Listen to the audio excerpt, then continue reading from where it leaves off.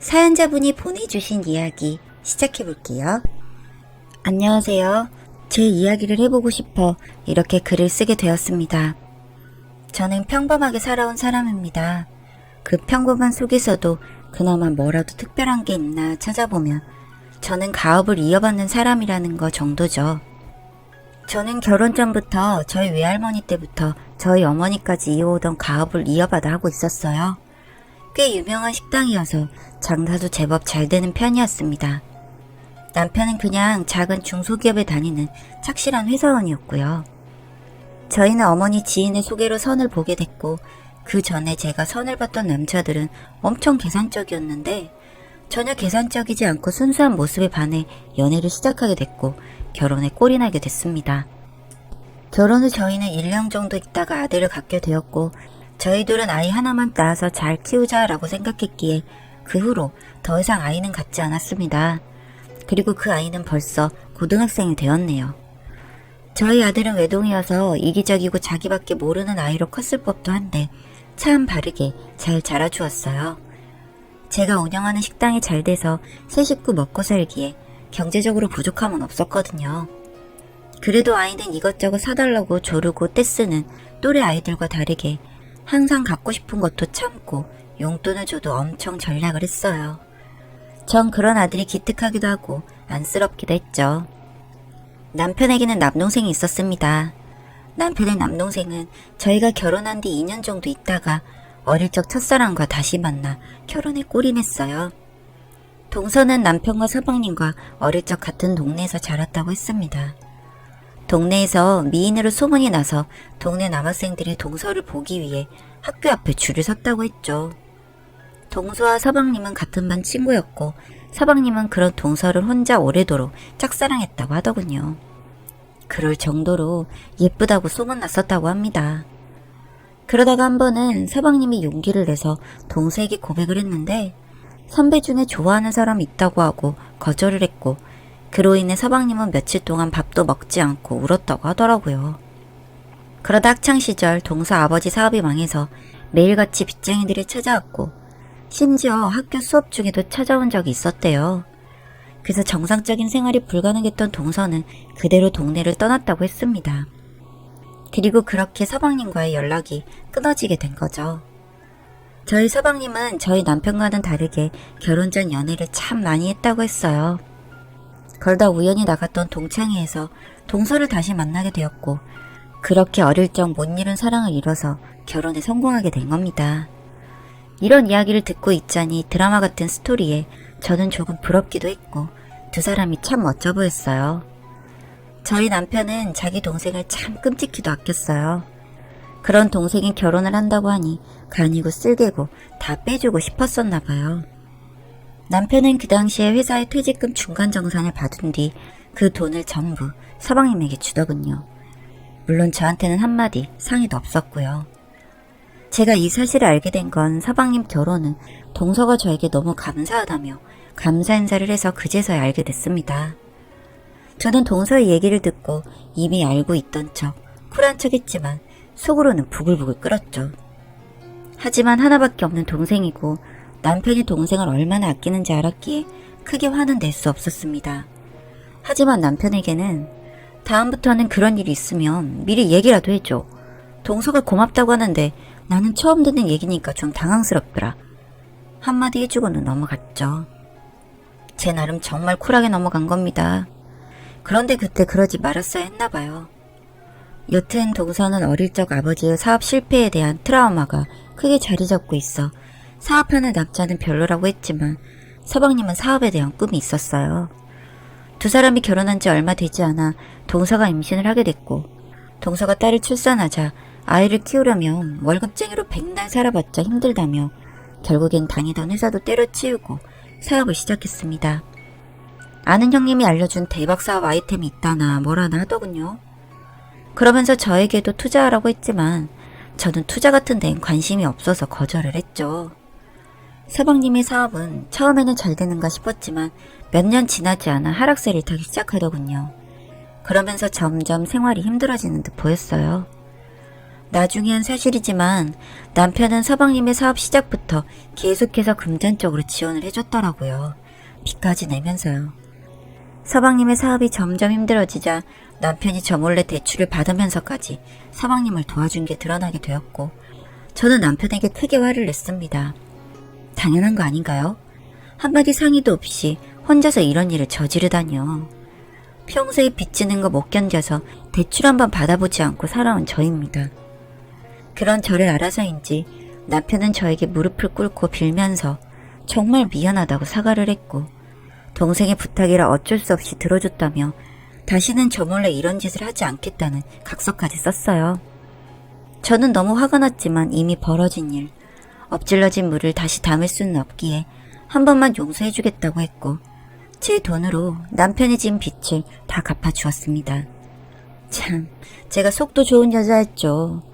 근데 그래도 애들 아빠였기 때문에 저는 그렇게 했습니다. 이혼할 생각도 없었기에 그래, 좋은 게 좋은 거지 하면서 그렇게 빚을 갚아주었죠. 그렇게 한바탕 소동이 있고 몇 년 동안은 잠잠했던 것 같습니다. 서방님도 나름 이것저것 하면서 가정으로서의 역할을 하는 것 같았고, 남편도 더 이상 서방님에게 금전적인 지원을 해주지 않는 것 같았고요. 그렇게 평온하게 지내던 어느 날 서방님의 딸이 유학을 간다고 하더군요. 저는 속으로 유학시키는데 돈이 많이 들어갈 텐데 요즘 살림살이가 좀 나아졌나 생각했죠. 그리고 저희 아들은 유학을 간다는 그 동생은 참 부러워했어요. 그래서 저는 아들에게 너도 유학 보내줄까? 물어봤지만 저희 아들은 됐다며 우리 집에 그럴 돈이 어딨냐며 거절했죠. 남편이 서방님에게 빌려준 돈을 대신 갚고 그때쯤 가게 매출도 조금씩 떨어지면서 금전적으로 조금 어려움을 겪고 있었고, 그걸 알고 있었던 아들이 그렇게 말을 하니 전 참 마음이 아프더군요.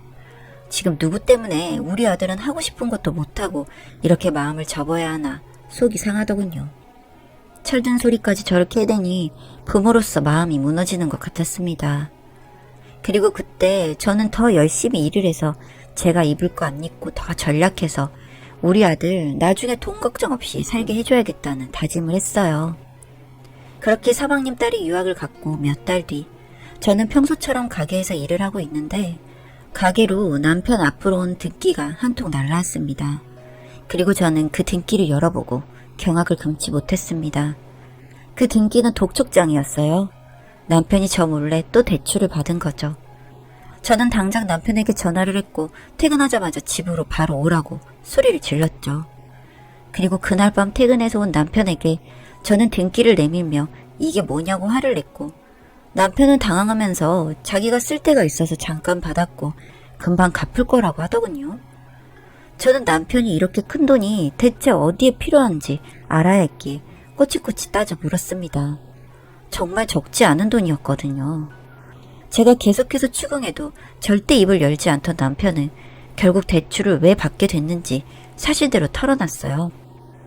처음엔 서방님이 사업이 망하고 제가 대출금을 모두 상환해 준 걸 알고서는 다시 재기할 수 있도록 조금만 더 도와달라고 했고, 그런 서방님을 외면할 수 없었던 남편은 또 대신 대출을 받아줬다고 했습니다. 그리고 서방님이 조금씩 사랑 구실을 하는 것 같아서 마음을 놓았는데 생활이 안정적이지 않아서 한 달에 조금씩 생활비를 보내줬다고 하더군요. 아니, 본인도 그렇게 잘 버는 것도 아니고 대출을 갚을 능력도 안 되면서 무슨 자신감이었을까요? 여튼 그렇게 서방님 가족을 지원해주다가 몇 달 전 서방님 딸이 유학을 가고 싶어 한다는 말을 들었고, 그 얘기를 듣고도 모른 채 할 수 없었던 남편은 대출을 더 받아서 유학 자금까지 대줬다고 하더군요. 저는 남편의 얘기를 들으니 저희 아들이 너무 불쌍해서 눈물이 났습니다. 울고 있는 저에게 남편은 또 미안하다고 빌었지만 전 이번에는 쉽게 용서가 안 되더군요. 제 아들을 생각하니 더욱더 용서가 힘들었고 이젠 정말 물러설 수 없다고 생각하고 있던 찰나였습니다. 그 순간 서방님과 동서가 집에 찾아왔고 저는 마침 잘됐다 싶어서 서방님에게 화를 내려던 찰나에 서방님은 남편에게 주먹을 날렸고 네가 사람이냐며 욕을 하기 시작했습니다. 저는 너무 놀라서 서방님을 말렸고 동서는 뒤에서 울고만 있었죠. 그렇게 한참 실랑이를 하다가 서방님을 겨우 진정시켰고 서방님은 남편과 동서를 무릎 꿇게 시켰고 둘은 순순히 서방님의 말을 따르더군요. 저는 대체 무슨 일이냐고 물었고 서방님이 한 얘기는 무척 놀라웠습니다. 조카가 유학 가기 전 건강검진을 받았고 오늘 그 결과지가 도착을 했는데 혈액형이 O형이 아니라 B형으로 나왔다고. 지금까지 딸의 혈액형이 당연히 O형일 거라고 생각하고 살아온 서방님은 병원에 따져 물었다고 하더군요. 하지만 병원 측에서는 검사 결과에는 이상이 없다고 했고 동서를 추궁하기 시작했다는 겁니다. 혈액형 가지고 뭘 이렇게 난리나 했는데 동서와 서방님은 둘 다 O형이어서 딸도 O형이었던 겁니다. 서방님의 추궁 끝에 동서는 결국 사실을 털어놨는데 당연히 밖에서 바람을 피워서 이런 일이 일어났겠지 생각했다고 합니다. 그런데 더 충격적인 이야기를 듣게 된 거였죠. 어릴 적 서방님이 고백했을 때 좋아하던 선배가 사실 저희 남편이었고 그런 동서를 저희 남편도 좋아했다고요. 하지만 동서가 이사를 가는 바람에 둘은 이루어지지 못했다고요. 즉 동서와 남편이 서로 첫사랑이었다는 말이었어요. 그리고 둘이 형제인지는 서방님과 결혼하기로 한 뒤 상견례 자리에서 남편을 보고 처음 알게 됐고 서로 알아보고 무척 놀랐다고 하더군요. 그치만 어렸을 때 일이기에 아무에게도 말하지 않고 조용히 넘어가려고 했다고요. 그런데 결혼 후 우연히 둘만 남겨진 집안에서 둘은 넘어서는 안 될 선을 넘어버렸고 그날 딸아이를 가졌다고 했다네요. 그리고 뱃속에 있는 아이가 본인 아이라는 걸 알았던 남편은 동생을 도와주는 척 계속해서 지원을 해줬던 거라고요. 그러니까 이 새끼가 지 새끼니까 그렇게 온갖 대출을 받아가면서 지원을 해준 거고 지 여자가 힘든 꼴은 못 봐서 그렇게 돈을 갖다 바친 거였다는 겁니다. 그 이야기를 들은 저는 충격을 받아 쓰러졌어요. 아니 어떻게 제정신일 수가 있었겠습니까? 눈을 떠보니 제 옆에는 남편과 아들이 있었어요. 저는 뻔뻔하게 저와 제 아들 옆에 있는 그 사람을 보니 화가 치밀어 올랐고 당장 이혼하자고 했습니다. 그리고 제 눈앞에서 당장 사라지라고 했어요. 저에게는 복수고 뭐고 오로지 이 생각밖에는 떠오르지 않았습니다. 이건 짐승들의 세계에서나 일어나는 일인데 이게 내가 살고 있는 이 가정 안에서 이루어졌다는 사실이 구역질이 나려 했고 여기에 더 있다가는 제가 먼저 미쳐 나가겠구나 싶은 생각이 들었으니까요.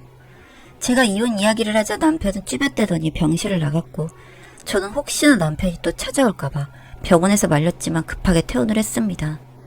저는 그 길로 빠르게 남편과 이혼 절차를 밟았습니다. 저는 위자료와 양육비 다 필요 없으니 평생 저희 앞에 나타나지 말아달라고 했습니다. 그게 저와 제 아들이 살 길이라고 생각했습니다. 서방님과 동서 그리고 그 미친 인간은 어떻게 됐는지 궁금하지 않았습니다. 하지만 들려오는 이야기로는 서방님이 제정신이 아니게 되었나 보더군요. 동서는 머리까지 깎이고 동네에서 아주 땡땡년 취급을 받을 정도로 난리가 났었다고 하고 남편이라는 놈은 서방님에게 맞던 중 눈을 잘못 맞아 장애가 생겼다고 했습니다. 탐해서는 안 될 것에 눈독을 들였으니 그 눈이 안 보이게 되는 건 당연하다는 생각을 잠깐 했었습니다. 그리고 저는 가업을 물려주신 할머니와 부모님께는 너무 죄송했지만 가게를 내놓았습니다. 가게는 터가 워낙 좋았던 터라 금방 팔렸고 저는 그 길로 아들과 이민을 가게 되었습니다. 한동안은 정말 힘들었습니다. 모든 것을 잊는다는 것, 아니 잊는 척하며 산다는 것이 그렇게 쉬운 일은 아니더군요. 그리고 한 인간이 그렇게나 더러운 짓을 저질렀다는 것을 알게 된 후 사람에 대한 믿음도 사라져버렸고 저는 정신과에 다니며 약을 먹게 되었습니다. 그래도 아예 한국을 떠나 이민을 온 것은 저에게는 참 다행인 일이다 싶었습니다. 한국에 있었다가는 정말 저는 이 세상에 없었을지도 모르니까요. 현재는 한국과 아주 멀리 떨어진 곳에서 한식당을 운영하고 있습니다. 그냥 이렇게라도 할머니의 가업을 이어간다 생각하면서 지내고 있습니다. 여기까지 제 이야기 들어주셔서 감사합니다.